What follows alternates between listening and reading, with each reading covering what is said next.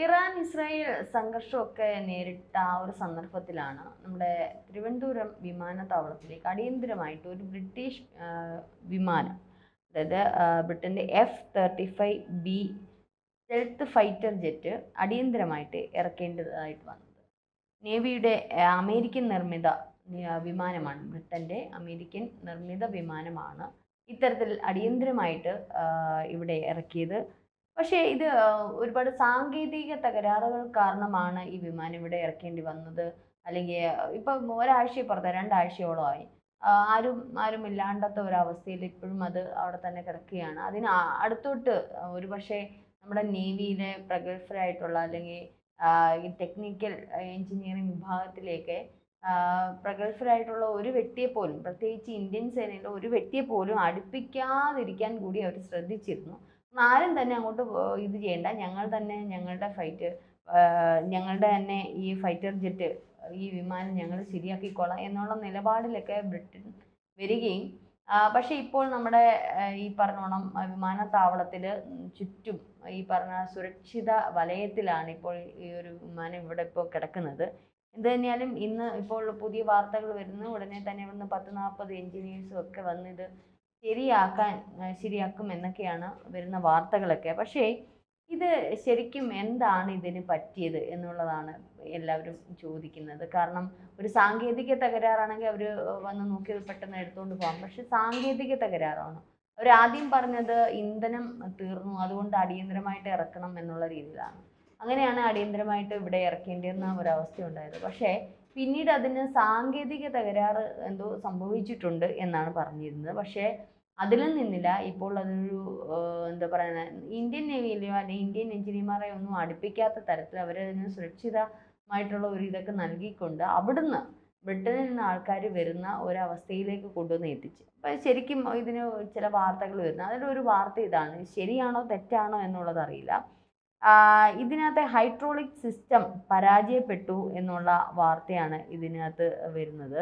ഇതിൻ്റെ ഇന്ധനം തീർന്നു എന്നായിരുന്നു ആദ്യം ഇവർ പറഞ്ഞത്. കാരണം ഇതാണ്, ഇന്ത്യൻ വ്യോമ പ്രതിരോധ റഡാർ F-35B ഇന്ത്യൻ വ്യോമാതിർത്തിയിലേക്ക് പ്രവേശിക്കുന്ന കണ്ട ഉടനെ തന്നെ അത് ട്രാക്ക് ചെയ്യുകയും, അതായത് ഇന്ത്യൻ വ്യോമസേന അത് ട്രാക്ക് ചെയ്യുകയും അത് ലോക്ക് ചെയ്യുകയും ചെയ്തു. ഈ ലോക്ക് എടുക്കാൻ പറ്റാത്ത അവസ്ഥയിലാണ് ഇപ്പോൾ ബ്രിട്ടൻ നിൽക്കുന്നത്.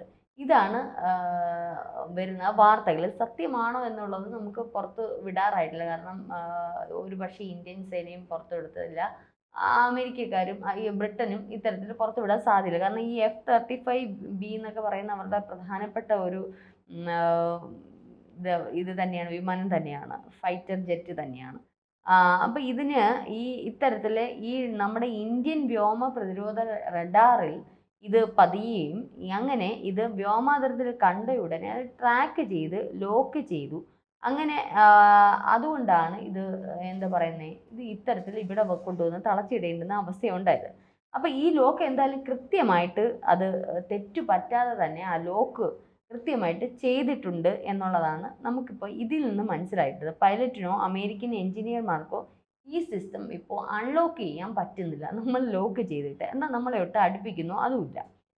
ഇപ്പോൾ കുറേ ദിവസങ്ങളായിട്ട് അമേരിക്കൻ ബ്രിട്ടീഷ് സാങ്കേതിക സംഘങ്ങൾ ഇതിൻ്റെ കോഡുകളൊക്കെ ടൈപ്പ് ചെയ്തും, പക്ഷേ ഇത് എങ്ങനെ ഇത് എന്താ പറയുന്നത് ശരിയാക്കണം എന്നുള്ള രീതിയിലൊക്കെ നോക്കിയിട്ടും അവർ ഒരുപാട് വേർത്ത് പരിശ്രമിച്ചിട്ട് ഇത് നടക്കുന്നില്ല. പക്ഷേ F-35B ഇപ്പോൾ പറന്നു ഉയരാൻ ഇനി പറ്റാത്ത അവസ്ഥയിലാണ് എത്തി നിൽക്കുന്നത്. എന്തായാലും 5ാം തലമുറയിലെ ഏറ്റവും മാരകവും ഏറ്റവും വികസിതവും ലോകത്തിലെ ഗെയിം ചേഞ്ചർ എന്നറിയപ്പെടുന്ന അമേരിക്കയുടെ യുദ്ധവിമാനമാണ് ഇപ്പോൾ ഇന്ത്യൻ മണ്ണിൽ നമ്മുടെ തലസ്ഥാനത്ത് ഇപ്പോൾ ആരുമില്ലാത്ത അവസ്ഥയിൽ വളരെ ക്ഷീണിച്ച് എന്താ പറയുന്നത് പറന്നു ഉയരാൻ പറ്റാത്ത അവസ്ഥയിൽ കിടക്കുന്നത്.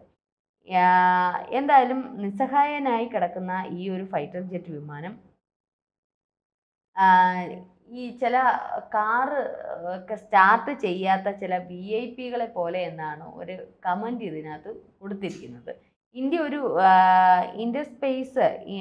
ഇന്റർസെപ്റ്റർ മിസൈലും വിക്ഷേപിച്ചിട്ടില്ല, ഇലക്ട്രോണിക് ജാമിംഗ് നടത്തിയില്ല. ഇന്ത്യൻ റഡാർ മാത്രമാണ് അത് പിടികൂടി ലോക്ക് ചെയ്തത്.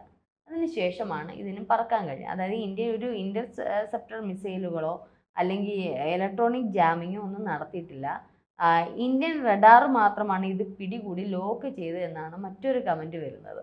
എന്തായാലും ഇതിനെപ്പറ്റി കുറേ കമൻറ്റുകളും കാര്യങ്ങളൊക്കെ വരുന്നു. എന്തായാലും ഇന്ത്യ അത് ഈ പറഞ്ഞ റഡാറിൽ കുടുങ്ങിയ ഇതിനെ ലോക്ക് ചെയ്തു എന്നുള്ള ഒരു വാർത്തയാണ് ഇതിൽ നിന്നൊക്കെ മനസ്സിലാവുന്നത്. അല്ലെങ്കിൽ സാങ്കേതിക തകരാറായിരുന്നു എങ്കിൽ ഒരു പക്ഷേ ഇതിനകം തന്നെ അവർക്കത് ശരിയാക്കാമായിരുന്നു, ശരിയാക്കി തിരികെ കൊണ്ടുപോകാമായിരുന്നു. ഏതായാലും ഈ F-35 എന്ന് പറയുന്ന ഒരു വെറും യുദ്ധവിമാനമൊന്നുമല്ല, അമേരിക്കയുടെ ഒരു സൈനിക വിശ്വാസ്യതയുടെ ഒരു പ്രതീകം കൂടിയാണ്. ഇപ്പോൾ ആ ചിഹ്നമാണ് ഇപ്പോൾ ഇന്ത്യയുടെ വ്യോമ പ്രതിരോധ സംവിധാനത്തിൻ്റെ മുന്നിൽ തറഞ്ഞ് അല്ലെങ്കിൽ എന്താ പറയുന്ന തല കുനിഞ്ഞ് കിടക്കുന്ന ഒരവസ്ഥയിൽ എത്തിയിരിക്കുന്നത്. എന്തായാലും ഇതിൽ നിന്നൊക്കെ മനസ്സിലാക്കുന്ന ഒരു കാര്യമുണ്ട്. ഇത് ശരിയോ തെറ്റോ എന്നുള്ളത് അറിയില്ല. സാങ്കേതിക തകരാറായിരുന്നെങ്കിൽ എപ്പോഴേ അത് തിരിച്ചു കൊണ്ടുപോയേനെ. മാത്രമല്ല മറ്റാരെയും ഇവരെ അടുപ്പിക്കുന്നില്ല.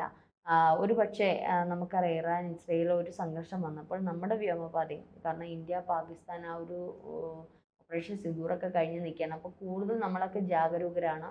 അപ്പോൾ സ്വാഭാവികമായിട്ടും ഒരു ബ്രിട്ടീഷ് ഫൈറ്റർ ജെറ്റ് വന്നപ്പോൾ ഒരു പക്ഷേ വ്യോമസേന അത് ലോക്ക് ചെയ്തതായിരിക്കും. റഡാറിൽ വന്നത് ലോക്ക് ചെയ്തത്, പക്ഷേ അത് അവർ പാഞ്ഞ് ശ്രമിച്ചിട്ടും അത് അൺലോക്ക് ചെയ്യാൻ പറ്റുന്നില്ല എന്നുള്ളതാണ് അതിലെ രസകരമായിട്ടുള്ള കാര്യം. അമേരിക്കൻ നിർമ്മിത F-35 എന്നൊക്കെ പറയുന്നത് അവരുടെ 5ാം തലമുറയിൽപ്പെട്ട ഒരു ഫൈറ്റർ ജെറ്റ് വിമാനമാണ്. അപ്പോൾ അതുപോലും ഇന്ത്യയിലെ ചെറിയ ഒരു സംവിധാനത്തിൻ്റെ പുറത്ത് ഇപ്പം ആഴ്ചകളായിട്ട് ഇവിടെ കിടക്കുകയാണ്. അപ്പോൾ നമുക്ക് ഈ അമേരിക്ക ഒരു പക്ഷേ ഇതിൽ നിന്നൊക്കെ മനസ്സിലാക്കേണ്ടുന്ന ഒരു കാര്യമുണ്ട്. ഇപ്പം ഞാനും ഈ കേൾക്കുന്ന പ്രേക്ഷകരും വരെ അറിയാത്ത ഒരുപാട് ഈ പറയുന്നത് പോലെ ഇന്ത്യയിലെ നിഗൂഢമായിട്ടുള്ള പരീക്ഷണങ്ങളൊക്കെ നമ്മുടെ രാജ്യത്തിൻ്റെ സുരക്ഷിതത്തിന് വേണ്ടിയിട്ട് അണ്ടർഗ്രൗണ്ടിൽ നടക്കുന്നുണ്ട് എന്നുള്ളതാണ് ഇതിൽ നിന്നൊക്കെ നമ്മൾ മനസ്സിലാക്കുന്നത്. കാരണം നമ്മളത് പ്രത്യേകമായിട്ട് കണ്ടതാണ് ഓപ്പറേഷൻ സിന്ദൂറിൽ ഇന്ത്യ എങ്ങനെയാണ് പാകിസ്ഥാനെ നേരിട്ടത് എന്നുള്ളത്.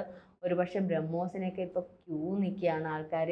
ഇപ്പോൾ അമേരിക്കയിലെ മറ്റേ B-2 ബോംബറുകൾ ഇറാനിലെ 3 ആണവ നിലയങ്ങളിൽ പതിച്ചപ്പോൾ പോലും അത് 50-60 അടിയിൽ മാത്രം, അതിനപ്പുറത്തോട്ടൊന്നും ചെയ്യാൻ പറ്റിയില്ല. ഒരു പക്ഷേ ഈ പറഞ്ഞോണം ആണവ നിലയങ്ങൾക്കൊന്നും വലിയ ക്ഷതങ്ങളൊന്നും സംഭവിച്ചില്ല എന്ന് പറയുമ്പോൾ നമ്മൾ ഇവിടെ ഇരുന്നുകൊണ്ട് വിട്ട ഒരു ബ്രഹ്മോസ് പാകിസ്ഥാൻ്റെ ആണവ കേന്ദ്രത്തിൽ അട്ടിപ്പതറി മൊത്തം തരിപ്പണമാക്കുകയാണ് ചെയ്തത്. എത്ര വ്യോമ താവളങ്ങളാണ് നമ്മൾ തരിപ്പണമാക്കി. അപ്പം ഇന്ത്യ വികസ്വര രാജ്യം എന്ന് പറയുന്നതിനേക്കാളും വികസിത രാജ്യം എന്ന് പറയാനും കേൾക്കാനുമാണ് എനിക്കിഷ്ടം. ഇതെല്ലാം കേട്ടുകൊണ്ടിരിക്കുന്ന പ്രേക്ഷകർക്കും ചിലപ്പോൾ ഇതൊക്കെ ഒരു അതിശയമായിട്ട് തോന്നും. കാരണം നമ്മൾ ചിന്തിക്കുമോ ഇന്ത്യ ഇങ്ങനെയാണ്, ഇത്രത്തോണേ ഉള്ളൂ എന്ന് നമ്മൾ ഇരുന്ന് ചിന്തിക്കുന്നതിന് അപ്പുറം എത്രയോ നമ്മുടെ രാജ്യം വളർന്നു എന്നുള്ളതാണ് അറിയാൻ കഴിഞ്ഞത്. ഒരു പക്ഷേ അത് ചില രാജ്യങ്ങൾക്ക് അത് അസ്വാരസ്യം ഉണ്ടാക്കുന്നു എന്നുള്ളതാണ്. അമേരിക്ക പോലുള്ള വൻകിട ശക്തികൾക്ക് അത് അസ്വാരസ്യം ഉണ്ടാക്കുന്നു എന്നുള്ളതിൻ്റെ തെളിവുകളാണ് പാകിസ്ഥാനെ സഹായിച്ചുകൊണ്ട് നമ്മളെ ഒന്ന് ചുരണ്ടിയതും പലവിധ ചുരണ്ടലുകൾ ഇതിനിടയ്ക്കൂടെ നടക്കുന്നതുമൊക്കെ. ഈവൻ തീരുവ ഇനത്തിൽ പോലും ഇന്ത്യക്ക് വളരെയധികം ഈ പറഞ്ഞോണം ടാക്സൊക്കെ നികുതി ഭാരമൊക്കെ ഏർപ്പെടുത്തുന്ന തരത്തിൽ പല രീതിയിലും ട്രംപൊക്കെ ചൊറിയുന്നുണ്ട്. ആ ചൊറിച്ചിലിൽ ഇവിടെ ഇരിക്കുന്നത് നരേന്ദ്രമോദി ആണ് എന്നുള്ളത് ഇപ്പോൾ അറിഞ്ഞു വരുന്നു. എന്തായാലും ലോകശക്തികളൊക്കെ ഇന്ത്യ മറ്റു വൻ രാജ്യങ്ങളോടൊപ്പം തന്നെ നിലനിൽക്കാൻ പ്രാപ്തനായി എന്നുള്ള കാര്യങ്ങളാണ് ഇതിൽ നിന്നൊക്കെ നമുക്കറിയാൻ കഴിയുന്നത്. എന്തായാലും ബ്രിട്ടീഷിൻ്റെ F-35B എന്തായാലും ആരുമില്ലാത്ത അവസ്ഥയിൽ ഇവിടെ കിടപ്പുണ്ട്. ഇന്ന് 40ഓളം എൻജിനീയേഴ്സാണ് അവിടുന്ന് വരുന്നത്. കാരണം ഇന്ത്യയിലെ ഒറ്റ എൻജിനീയർമാരെ അതിനകത്തോട്ട് അടുപ്പിക്കില്ല. കാരണം ഇനി അവരുടെ എന്തെങ്കിലുമൊക്കെ നമ്മൾ പഠിച്ചെടുത്താലോ അല്ലെങ്കിൽ അതിനെ മറികടക്കുന്ന തരത്തിലുള്ള നമ്മുടെ എൻജിനീയേഴ്സ് അത് ബൈഹാർട്ട് ചെയ്താലോ എന്നുള്ളൊരു തരത്തിലായിരിക്കും അവർ അടുപ്പിക്കാത്തത്. പക്ഷേ നമ്മുടെ ഒരു ചെറിയ ലോക്കിൽ അടിപതറി കിടക്കുന്ന ആ ഒരു F-35Bയെ പറ്റി ഇനി നമ്മുടെ എൻജിനീയർമാർക്കൊന്നും പഠിക്കാനില്ല എന്നുള്ളതാണ് അറിയാൻ കഴിയുന്നത്.